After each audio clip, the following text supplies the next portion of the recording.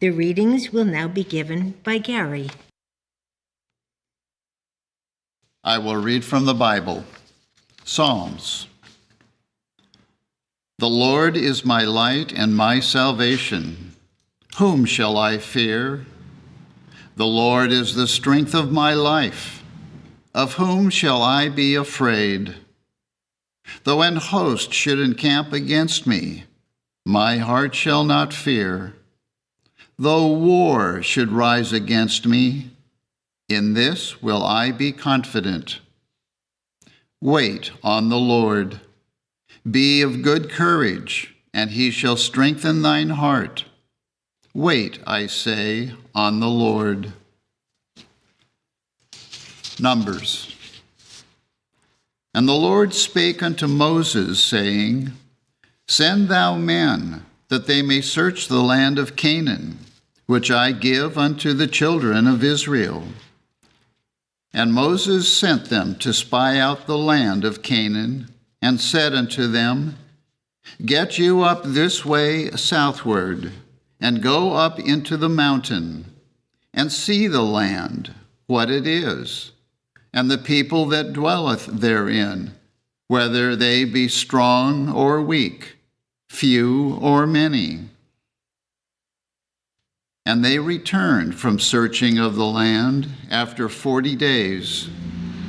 And they went and came to Moses, and they told him and said, We came unto the land whither thou sentest us, and surely it floweth with milk and honey, and this is the fruit of it. Nevertheless, the people be strong that dwell in the land, and the cities are walled and very great.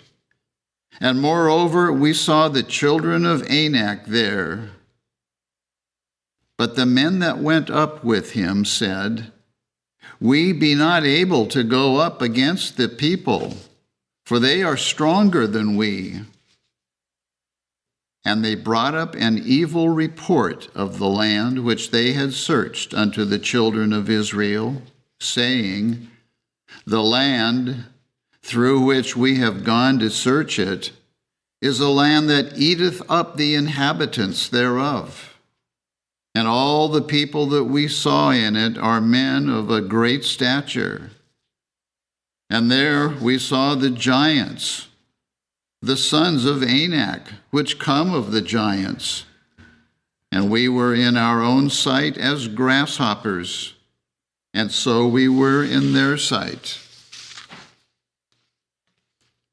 And Joshua the son of Nun, and Caleb the son of Jephunneh, which were of them that searched the land, rent their clothes. And they spake unto all the company of the children of Israel, saying, The land which we passed through to search it is an exceeding good land. If the Lord delight in us, then he will bring us into this land, and give it us, a land which floweth with milk and honey. Only rebel not ye against the Lord, neither fear ye the people of the land, for they are bread for us. Their defense is departed from them, and the Lord is with us. Fear them not. Deuteronomy. And Moses went and spake these words unto all Israel.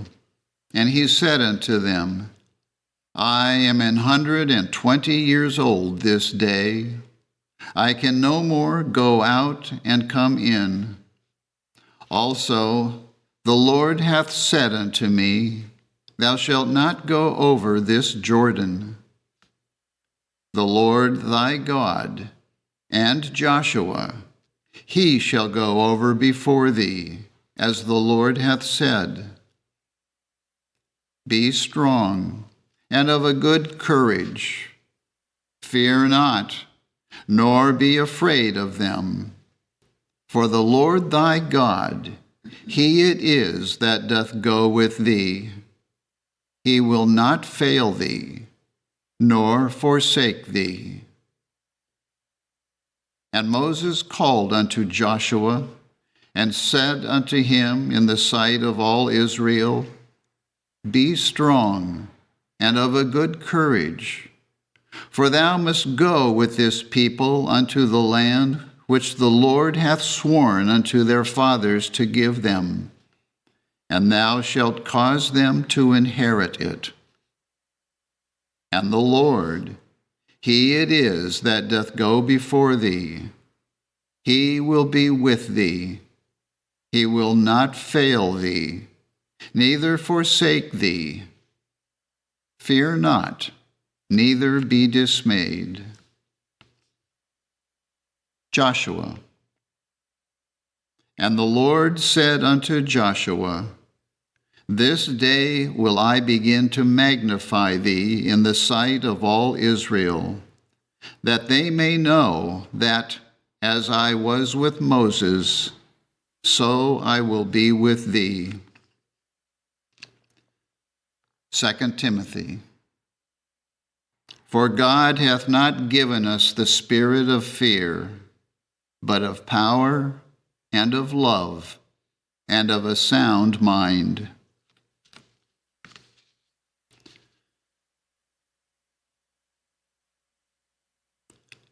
I shall now read correlative passages from the Christian Science textbook, Science and Health with Key to the Scriptures, and also from Prose Works by Mary Baker Eddy. God alone is man's life. There is no power apart from God. Omnipotence has all power, and to acknowledge any other power is to dishonor God. Divine love is our hope, strength, and shield. We have nothing to fear when love is at the helm of thought, but everything to enjoy on earth and in heaven. The Scriptures plainly declare the allness and oneness of God to be the premises of truth, and that God is good. In him dwelleth no evil. Fear is a belief of sensation in matter. This belief is neither maintained by science nor supported by facts, and exists only as fable. Your answer is that neither fear nor sin can bring on disease or bring back disease, since there is in reality no disease. Evil is not something to fear and flee before, or that becomes more real when it is grappled with. Evil, let alone, grows more real, aggressive, and enlarges its claims. But, met with science, it can and will be mastered by science. Christian Science declares that sickness is a belief, a latent fear, made manifest on the body in different forms of fear or disease. This fear is formed unconsciously in the silent thought, as when you awaken from sleep and feel ill, experiencing the effect of a fear whose existence you do not realize. But if you fall asleep, actually conscious of the truth of Christian Science, namely, that man's harmony is no more to be invaded than the rhythm of the universe, you cannot awake in fear or suffering of any sort. Disease is a thing of thought manifested on the body, and fear is the procurator of the thought which causes sickness and suffering. Remove this fear by the true sense that God is love, and that love punishes nothing but sin, and the patient can then look up to the loving God and know that he afflicteth not willingly the children of men, who are punished because of disobedience to his spiritual law.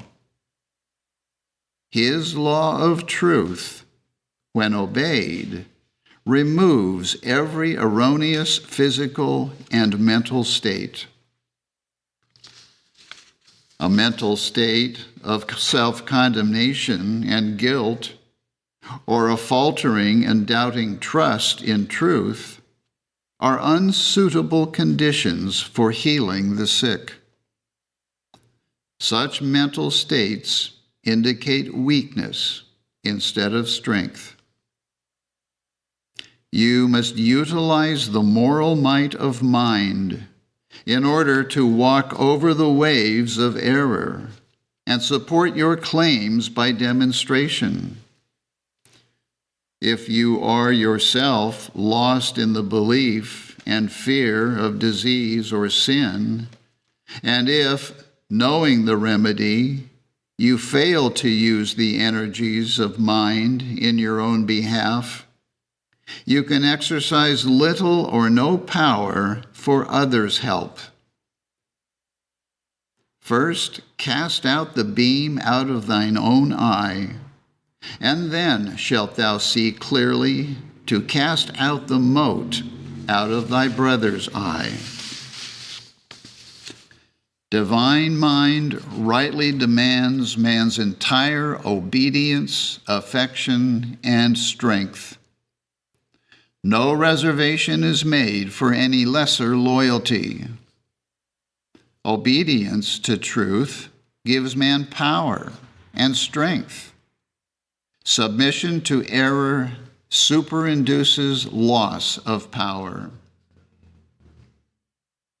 It is truth and love that cast out fear and heal the sick, and mankind are better because of this.